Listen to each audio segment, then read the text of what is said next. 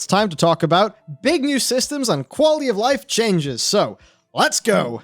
First thing, would you believe this, everyone? Soul Cinders infinitely farmable, and repeat runs give you the full amount. Because you know the way a whole bunch of people said, oh, legendary recrafting doesn't matter because you get more soul ash, and also repeated runs give you continual soul ash, even though that's only 20% of the amount of soul ash from the first run. And all those friggin' weird people who almost, I don't know, took that really weird stand when it came of shilling for Blizz when it came to the legendary recrafting. It's like, well, let's have a look at the changes Blizzard themselves actually make based on user feedback and see how those go, such as the legendary scrapper that is going to be a thing, and now this. So Soul Cinders are going to be infinitely farmable. Repeat runs will give you the full amount. So there's none of that, you do your first Torghast runs, and then if you do continual ones, you only get 20% of the soul ash. Now you can just run Torghast again and again and again and again. You will get the full quantity of soul ash and the full quantity of Soul Cinders. Just that. There is a little bit of a change where they have significantly increased the amount of Soul Cinders awarded from layers 8 through 12, Maw Assaults, Tormentors of Torghast, and Command Table missions. So yeah, that's that. You can just go grind it out. You want to get some Legos? Go get them. You're not sitting there waiting for a weekly reset, being, I have to, I can only do 2 for my weekly engagement. Then Blizzard has decided I don't get any more rewards. No, you just do it. Just do it. You can do it. Now, sure, some people won't really want to do that with Torghast, but I would certainly say that this is a far better situation for it to be in. So, yeah, that's pretty good. And it also solves that issue where, Soul Ash could be sent from a main to an alt as of 9.1, but Soul Cinders couldn't. So for some people, they'd make a new alt, they'd think, oh, great, well, it's going to be, however many weeks before I can get the Lego, up to that item level and feel good about it, which, to be honest, that doesn't impact me because I don't even have a Soul Cinders Lego. I just stopped bothering. I stopped bothering because I was just raid logging, and it really seemed like most of our guilds seemed to be raid logging. Everyone was way behind in Renown. People were behind in their legendaries, and we were all just like, well, yeah, of course. People don't want to go do that stuff. But now, if you are getting a less stingy amount of Soul Cinders, well, then you're going to say, okay, well, maybe I do 4 runs of Torghast and I'll get the thing that I want. And you can just go and do that.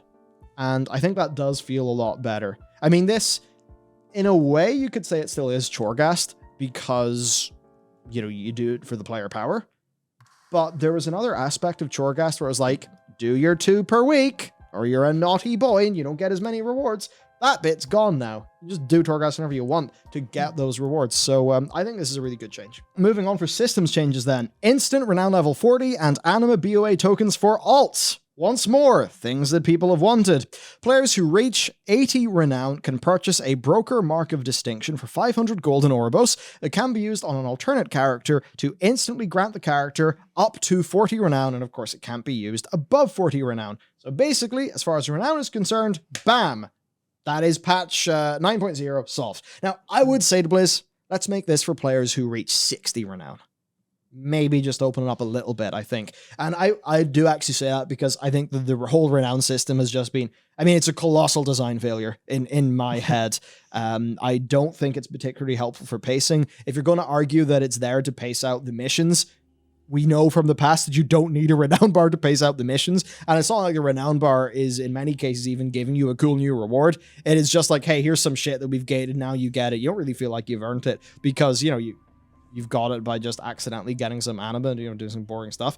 So, anything that diminishes the Renown bar as a part of World of Warcraft, I see as a good thing. That's why I see this as a good change. And it also means, as much as the rapid Renown catch-up is, pretty decent, I guess. You still get 1 Renown for doing a thing, basically.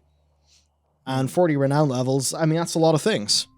So yeah. I think this is very good. Yeah. Very good, and at least it sets a bit of a policy position from Blizzard. I would hope that patch 9.2, not 9.2.5, 9.2, comes out with one that will take you instantly to Renown level 80. Assuming they continue the Renown bar into patch 9.2. Yeah, I actually just had a funny thought about this in terms of how it's actually come out. Or how it's, let's come out's a bit of the wrong term. Maybe it's the unexpected effects of this experience.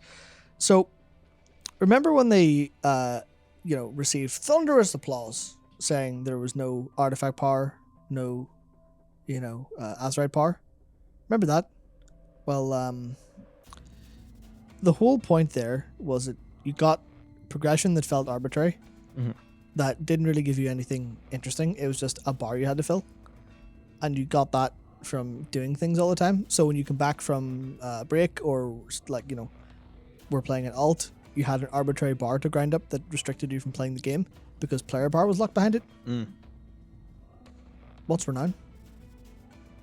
Matt, are you expecting principles to be learned?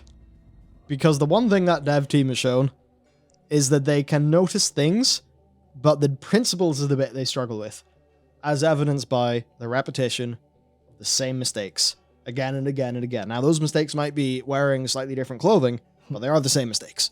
Yeah, they changed, they basically put lipstick on the pig. Yeah. And then just said, here you go. We've got your terrible systems that you hated that really didn't resonate with you, but we're good for engagement, ? That's gone. Please, everyone, please tell us how great we are. And then just literally behind the curtain, just quick, smuggle it back in a way they don't recognize. Those dumb players will never expect it. I don't think. Yeah. I really don't think it's that. No, it can't. I think it's an accident, and they just haven't realized that they've repeated a thematically quite similar mistake. But, I mean, regardless, that's why it is worth calling out that it is a thematically similar mistake, because, plays a part in learning. Now, the other thing then is the Kyrian Traveler's Anima Cache. 250 anima. There you go. And a decently nice thing there is there's no tax, because it costs 250 anima. When redeemed on an alt, gives you 250 anima. Makes sense. So there you go. That's really good. I'm going to quickly pop off for the biology. All right. And yeah. I would ask what you'd like to talk about in his absence, but also I kind of a little bit sidetracked, if I'm honest. So let's see. Do you think that Shadowlands will end with 9.2, 9.2.5? That's a good question. I think 9.2, at least that's what me and Michael have talked about a lot, is that 9.3 probably won't happen. Just because there's a decent, I'm trying to help John. There's a decent chance that they will want another expansion as soon as possible. And it's almost the same thing that happened with Warlords of Draenor, but this is a substantially worse problem. And the only reason they don't go straight to another expansion is actually the story elements and the kind of player lead on and build up. So there's a decent chance that they're scrambling to reconsider what 9.2 is. It will be difficult to do because they've left 9.1 in a pretty difficult place. But there's a decent chance that they just go, nope, no 9.3. 9.2 is done. It's got some content.